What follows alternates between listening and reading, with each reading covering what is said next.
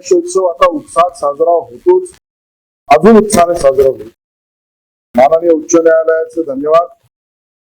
विशेषतः आमच्या गणेशोत्सव मंडळाचे सर्व सदस्य, समन्वय समिती, महासंघ, मूर्तिकार उत्सव समिती या सगळ्यांच्या प्रयत्नांना यश आणि विशेष सहकार्याची भूमिका माननीय मुख्यमंत्री देवेंद्र फडणवीसजींनी घेतली, त्याबद्दल त्यांचं मनापासून धन्यवाद.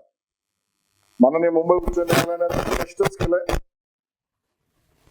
जुलै 2025 ला दिलेले आदेश हे आता यापुढेही लागू राहतील.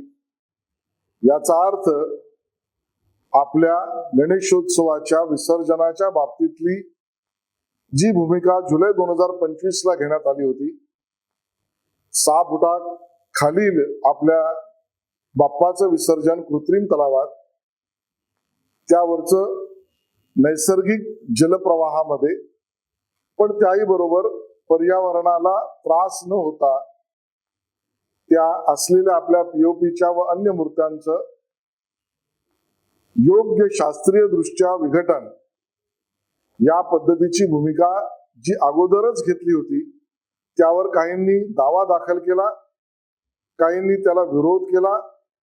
त्याच्या अंतर्गत अधिकारांतर्गत त्याला अगोदरच्या जुलै 2025च्या भूमिकेला थांबवण्याचा प्रयत्न केला. अलाहिदा आता कोर्टाने न्याय दिला, सगळी विघ्न दूर झाली आणि माननीय मुख्यमंत्री महोदयांनी आणि सरकारने न्यायालयासमोर जी भूमिका मांडली, मुंबई महानगरपालिका, पर्यावरण विभाग या सगळ्यांनी त्या भूमिकेला यश मिळालं.